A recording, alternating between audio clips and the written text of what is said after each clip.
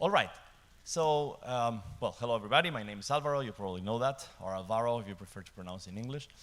And one of my goals with this talk is to, well, Soda Foundation is all about storage. Correct me if I'm wrong.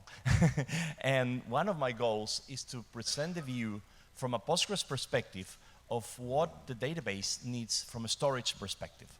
So if we would think, okay, what is the state of the art of today, and what is the ideal thing that Postgres will need to run on a given storage subsystem?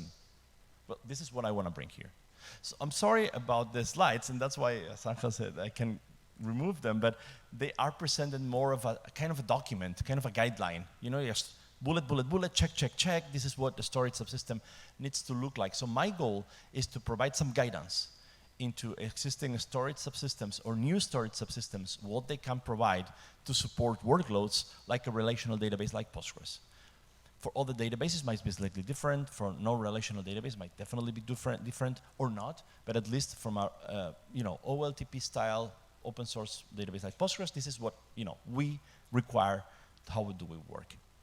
So before starting, a brief custom "Who am I?" Introduction. I work for a company that I founded called Ongres. Ongres means on Postgres. So guess what we do, right? It's pretty simple. That's why everybody knows me as the Postgres person. I like to do a lot of R&D, so I'm currently doing a lot of stupid things. Sometimes they even work and make some sense. For example, we have built an operator for Kubernetes called Stackgres, obviously a Postgres operator. So we call it a Postgres platform for Kubernetes called Stackgres, the stack of components on top of Postgres. So we also have a lot of experience here dealing with running workloads on Kubernetes and containerized workloads. I also like to talk a lot. That's bad, but you can ask me questions anytime. I started counting a decade ago the talks I do, mostly in person, now also a lot of online, obviously. And there's more than 135 as of today. If you want to check them out, everything is on my webpage, ht.es. It's super simple. They're all tracked there. So there's a lot of content there if you might be interested. And also I like to contribute to open source. I created a nonprofit foundation here in Spain called Fundación PostgreSQL. Again, guess what it's rooted for? And we organized, with also the help of Bart, a conference this summer in Ibiza, a fantastic also place, Mediterranean Sea. So if you're interested, go to pgibz.io or look for Postgres Ibiza and join us next year in 2024.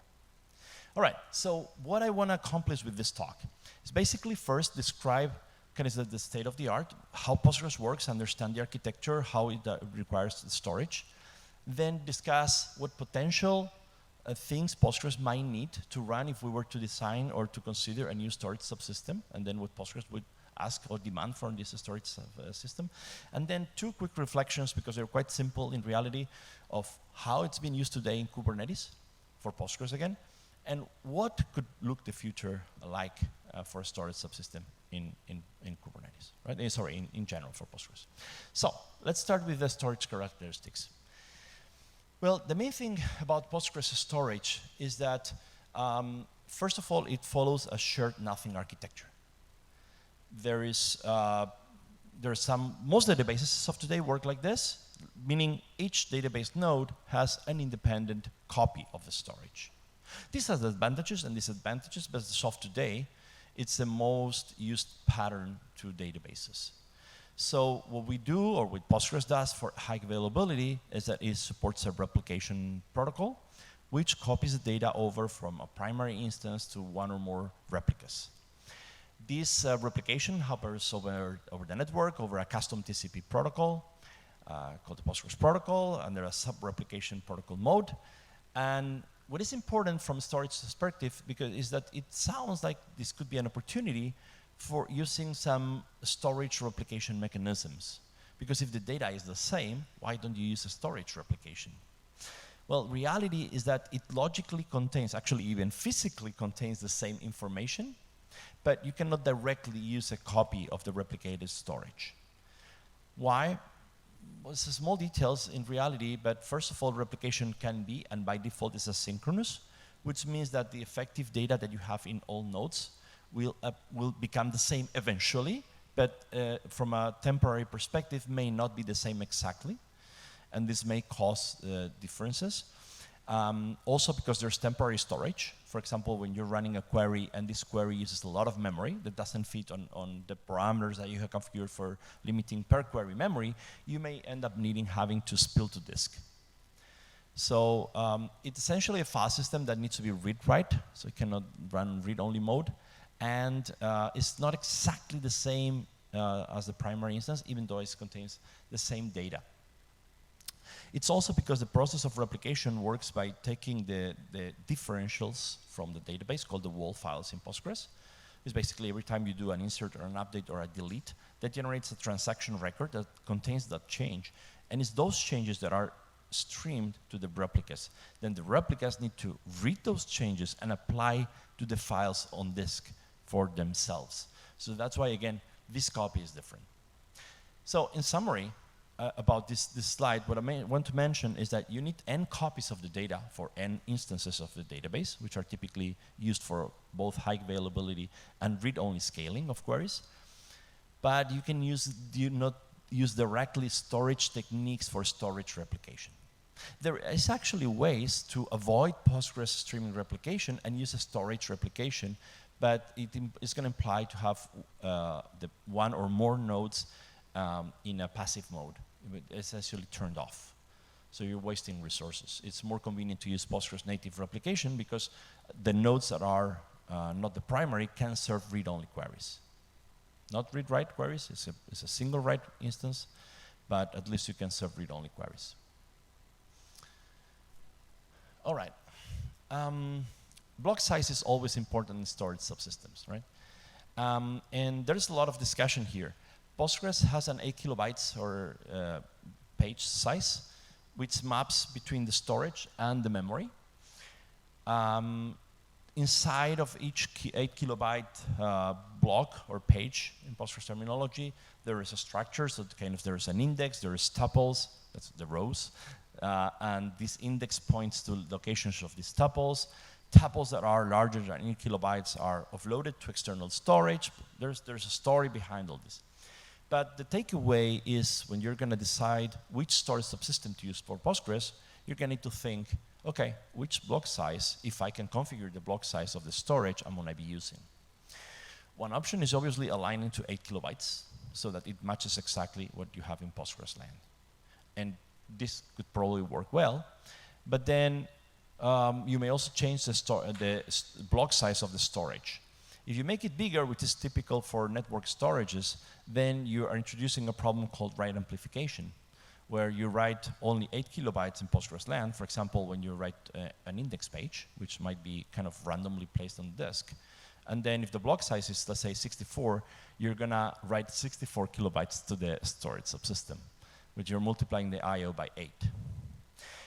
But this is also more efficient, probably, from the storage system, so it might even or out. So an alternative that some people explore is to use larger page size for Postgres. Unfortunately, this is not a configuration parameter. It is rather a compilation parameter. I mean, it's not easy, it's not hard to change. You can just go and change it and recompile Postgres, but not everybody recompiles Postgres for themselves, even though it's not a difficult thing to do. Well, that's something that it can be explored. Again, what I'm trying to provide here are just guidelines, ideas, things to explore. But in reality, most people run Postgres with 8 kilobytes. So there's little experience about running Postgres with different page sizes, even though it's technically, and works very well. I mean, I've done it with varying results. But most people, if you use something that's already compiled, if you're going to use a container image that is already compiled, it's going to be compiled with 8 kilobytes. So the only option for you is going to be changing the storage block size and potentially incurring in write amplification. Regarding the file system, Postgres requires a file system. Postgres is designed with the philosophy of reusing as much from the operating system as possible, but also supporting as many operating systems as possible, so quite agnostic. And everything it does is fopen, fread, fwrite, fclose, and obviously fsync, as David said before, right? So it's pretty simple, but it means it requires a file system. It's not going to be like Oracle that is going to take a block device and then manage it by itself. So what are the most used file systems? As of today, X4 is the one that comes by default almost everywhere, so it's the one that is mostly used. It's not a bad one, and works perfectly fine. Also, XFS is a quite widely used file system for Postgres. Years ago, it was more performant and also more stable with less variance than XT4 or XT3 by the time, so it was even most used. And also raster file system, already almost gone, was very widely used for Postgres. As of today, it's basically XFS and XT4. Most people say that XFS still has a slight edge on XT4, even though recent benchmarks try to more or less show the opposite. In reality, I wouldn't care as of today. I know that both are really, really good for running Postgres workloads, and I wouldn't have any inconvenience picking either. What I'm really interested is CFS. CFS is not used very much for Postgres and has a lot of potential advantages, but I'll also talk about a lot of, by the way, who's familiar here with Postgres? Let's start with this, sorry. Let me stop here. Who is familiar here with Postgres? Other than me, I guess. Okay. And what about CFS file system? Okay, no, so not everybody's aware of what I'm talking about here. Okay, good to know. All right. Well, so CFS is a file system that binds together file system and volume management. It's able of doing RAID 0, 2, 1, parity RAID, aggregating volumes, a lot of things. It supports data deduplication, cached in memory, on disk, and also has ability to run snapshots and use them very, very easily, right? So it's very interesting. But anyway, going back on topic, CFS also requires some tuning. Otherwise, you'll get really poor performance. Because basically, Postgres durability mechanism and CFS durability mechanism are doing the same. So you need to disable some of the Postgres durability mechanisms because they are already provided by CFS. It's a copy and write file system. And Postgres has mechanism to do copy and write, so you don't need both, right? Otherwise, you're doing double the work. And Postgres also works on distributed file systems, like NFS, but you need to make sure of what you're doing, because I've seen too many times corruption, data corruption, which is hard to recover from when using poor NFS. I mean, theoretically, it just works, but poor implementations of NFS may lead to data corruption. So you need to be aware of that. You need to be very careful. What about backups? If you see, I'm trying to approach all the angles from what you need to have from storage perspective for running Postgres. Postgres backups are physical. Some people will say, oh, take a PG dump if you know about something like Postgres, and that's a backup. Well, that's not a backup. That's a snapshot of the database. So Postgres backups are physical. And a backup is essentially two things. One is a copy of the file system. Postgres stores everything, with some caveat, but essentially everything in one directory. So if you copy this directory, that is part of the backup of Postgres. Apart from this copy of the directory, you need what is called the WAL files. The WAL files I mentioned already is these differential files that contain a description of every insert, every update, or every delete that happened to the database. If you take a copy of the file system together with these WAL files, then you have a perfectly valid Postgres backup. This backup allows you to restore Postgres to the latest instant of time, as well as going back in history to any time before you copy this directory and go back in time, what is called point-in-time recovery. So in principle, you can just copy this directory by calling one Postgres function before and after, called pgstart backup, with a label that you pass, and pgstop backup. And that will ensure backup consistency. In reality, the backup, the way it works is, and these functions are very light. It doesn't impose any additional workload on the database or puts the database into a special backup mode where it's like barely usable. Not at all. You can continue using your database, doing anything with it. They just add some markers. And when you restore from a backup, it will enter recovery mode and perform a series of operations to ensure consistency. So that is essentially what is necessary for taking a backup. Now, if the storage subsystem supports snapshots, this could replace this copy of the directory file. You still need the WAL files, these differentials. Otherwise, you have only an instant of time of the database. But a real backup that will go until the latest moment and you will not lose information also requires the walls. But snapshots are a cool technique and a good way of replacing this copy of the directory. In this case, you can even remove these calls. They're recommended. Using them will make your recovery shorter, but not necessarily needed. And there's also the concept of differential backups. A differential backup, so it's hard to understand sometimes, but we have what we call the base backups, which is a copy of this directory, and the differentials that happen in between the wall files. Now, if the copy from directory till the next time you copy the directory again, they don't change much, you may take also the differences only. And this is what is called a differential backup. And that's another option for taking backups in Postgres. Okay, so this is more or less a description of the architecture, the most common subsystems, so the file system requirements, block requirements, backup requirements. Now, let's talk about what I would ask today for a storage subsystem to run Postgres, reliably. Obviously, one of the first questions is, okay, performance. Give me a characterization of performance. And I specifically avoided here to bring numbers because those may vary too much from environment to environment. So let me just give guidance instead. First of all, yeah, the faster the better, blah, blah, blah. This is so obvious, right? But what is important is that many use cases for Postgres are I/O bound, like many databases. No surprises here. Sometimes they're CPU bound, and you don't care about storage. But more often than not, they are I/O bound. Typically, the way to distinguish I/O bounds from CPU bound is the type of queries, but definitely the size of the database. When the size of the database is large, much larger than the size of your memory, it's going to very likely end up on an I/O bound workload. Now, what is more important? Latency, throughput, random access. Postgres has two main mechanisms: accessing the data itself and reading and producing these WAL files that are the mechanism that Postgres uses for durability.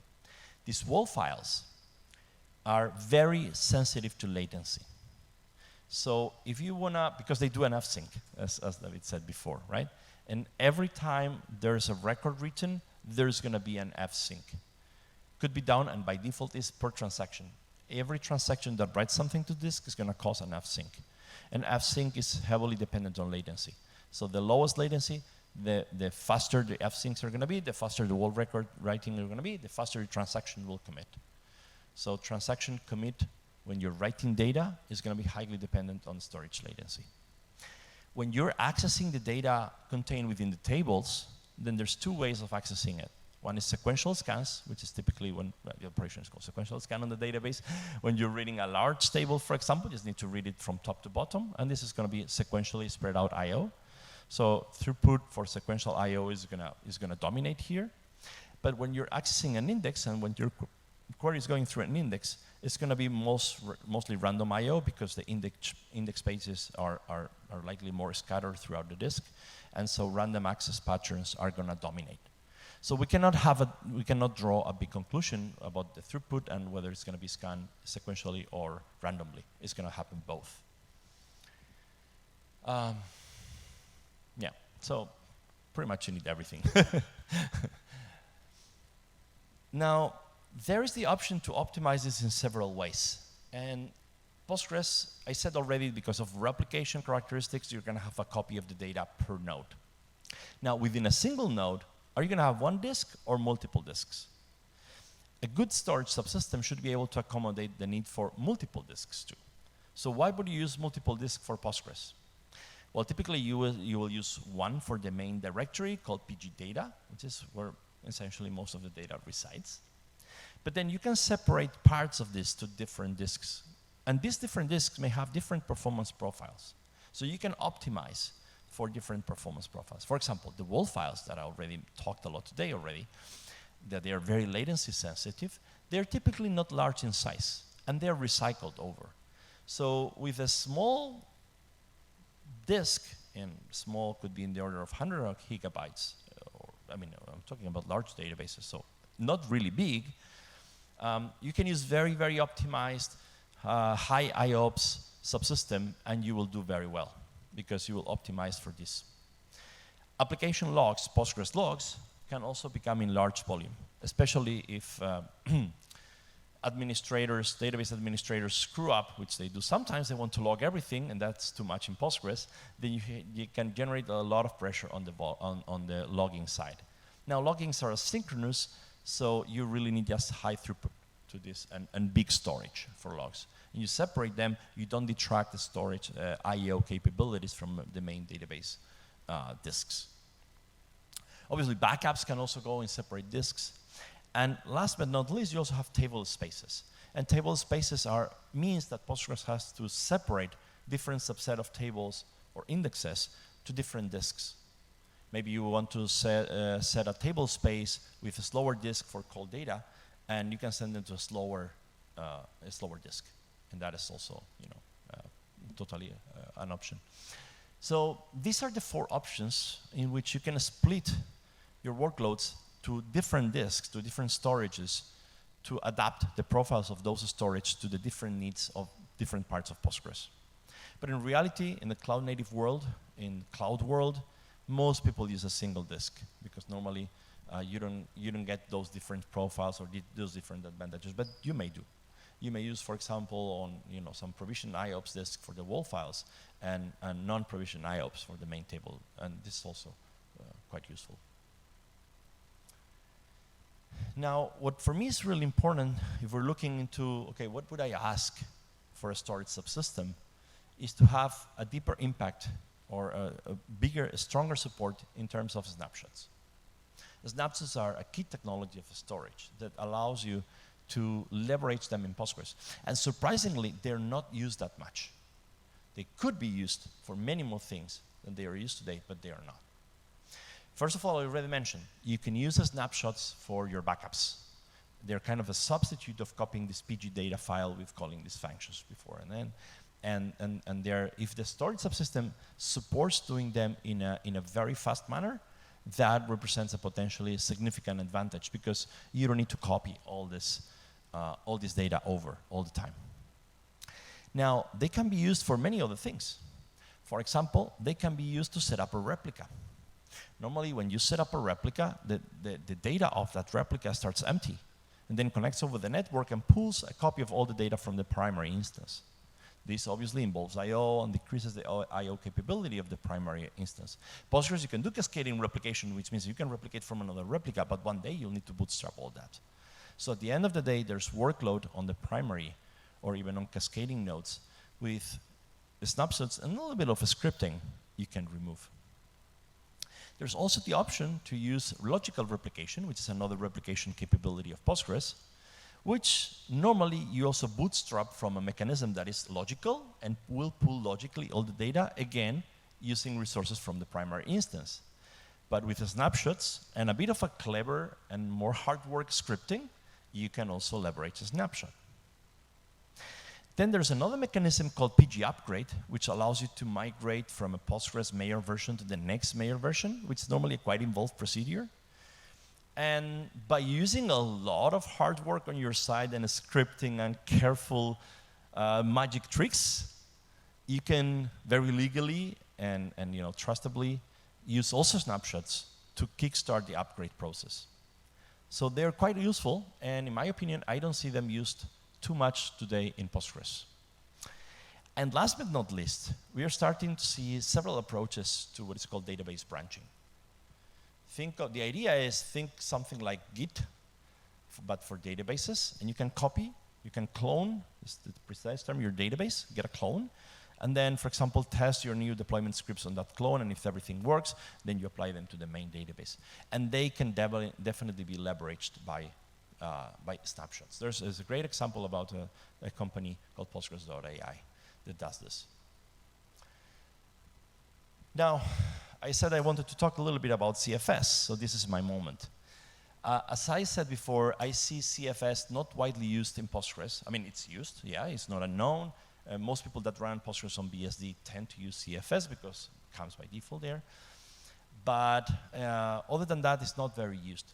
Now, there are several advantages by using CFS. First of all, performance is a bit lower than XFS or ext4 because it does more work than these file systems do, and it requires tuning. But then snapshots are incredibly cheap and incredibly easy to manage. CFS also supports differential snapshots, which means you take a snapshot yesterday, you take a new snapshot today, and then you say, give me the diff, and it produces exactly the amount of blocks that change from snapshot to a snapshot. This you can combine with backup techniques to achieve very easily differential backups, to stream them outside of your host and have them elsewhere. So you can do a lot of things with differential backups. But you also have compression, built-in transparent compression. And while the storage of Postgres being row-oriented do not compress too much versus something like columnar that ClickHouse uses, that's why ClickHouse also has internal compression, this pretty much achieves 1.8 to 3x storage compression for free. You don't need to do anything. Just use the file system. And the performance difference may be, impact may be negligible or even positive, because then you're doing now less I/O. And this just comes with the file system by default. So even though if you compress 2x or 3x, you're saving tons of storage on databases which can be terabytes, right? There's also encryption. CFS also comes with encryption. And encryption is also transparent at the file system level in this case. The performance impact is also very, very small, and checks a lot of check marks that some enterprise requirements have on data storage, that they want it to be encrypted. Now, the only difficult part here is that encryption also, CFS in general, requires loading a module into the kernel, and this is not easy everywhere, especially definitely not in Kubernetes. So, two last thoughts about how it's being used today in Kubernetes. In reality, it's pretty simple. Almost everybody uses a storage class. So Kubernetes already provides a storage class, which is an abstraction over a given storage implementation, which potentially uses behind the scene a CSI, a container storage interface, which is a custom driver to interface with your storage. It's a simple, it's not, I don't have too much more here to say, because it's this simple. Now, against this storage class, you may dynamically provision volumes. Some operators provision just one volume for everything. Some others offer you the possibility to provision different volumes for the main PG data, for the world files volume, and even for table spaces. But this is pretty much the case. Some other operators allows you the opportunity to bring your own PV, your own provision volume, so that you don't need the storage class directly. You create a provision volume and you import it into the operator. But most of the cases is using it directly. And some also use the Ceph file system, which is a distributed file system. It works well in principle, but there's not much experience in the books on running Postgres on top of Ceph. And my last thoughts, what it would be to run Postgres, or what is the future ahead for storage subsystems for Postgres? What can we ask from them? Well, the first thing I would say is that in my experience running Postgres, with very large databases, NVMe really plays a significant difference in our case. And today, cloud storage is more used than NVMe. And I think we kind of need to go a little back on this and make sure that storage that is based on NVMe is more reliable. As of today, it's typically ephemeral. It goes away with your instance. And even though Postgres does streaming replications, you have multiple copies of it. It's typically configured asynchronous, which may involve data loss. So that's why there is a strong preference for network storage. Now, if there's a new storage subsystem driver being developed and could leverage local disk, but with higher warranties of reliability, this could be very compelling for Postgres. The other one is obviously, after what I already mentioned, to make snapshots even a more first-class citizen than they are of today, and leverage them for all this process throughout the life cycle of Postgres that I mentioned, that you can use them for. There's also now a new trend, which is to move back to shared storage. I said this is all about shared nothing, and now there's shared storage. There's mostly Aurora, Amazon Aurora, that created this, and now Google also has with AlloyDB, and there's now an open source project in Postgres land called Neon that are doing exactly the same. They're based on copy and write and a totally different architecture, all networked. So there is some push to go this direction. It has advantages and disadvantages, as with all technology. I'll not discuss them all today, but it's also interesting that there is this trend to also move from share nothing to also a shared storage infrastructure.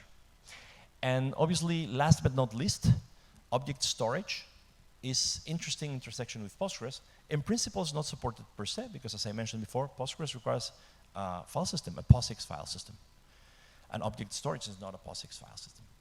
So there's two options to use object storage. One is to use an emulation on top of the object storage that presents as a POSIX file system, but they typically don't perform very well, and almost nobody uses it.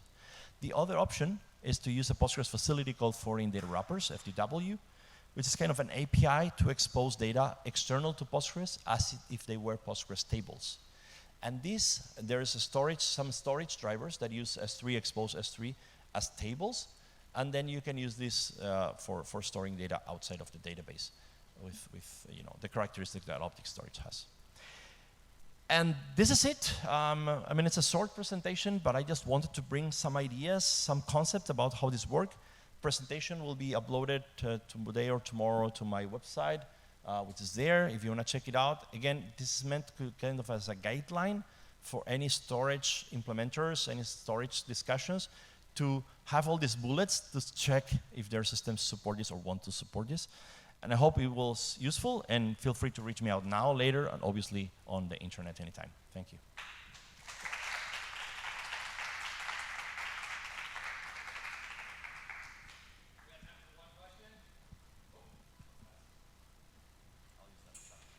When will you start working for MongoDB? No. Just a quick question. About file systems, about BRTFs, have you tried it, or do you have any kind of experience? Yeah, I think, thank you. Yes, there's reports on BRTFS being used also for Postgres workloads.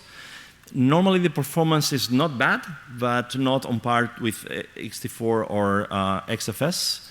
So it's rarely used as of today because of performance differences. And if you would compare with CFS, the performance is more or less similar. But in my personal opinion, I've read too many horror stories about BRTFS that I would just go CFS, which is rock solid, obviously except for the licensing and preparing considerations. But that's my personal taste. Okay, thank you. Any other questions? Anyway, I think it was a fantastic presentation. As usual, Alvaro, thank you very much. Thank you. Very well done.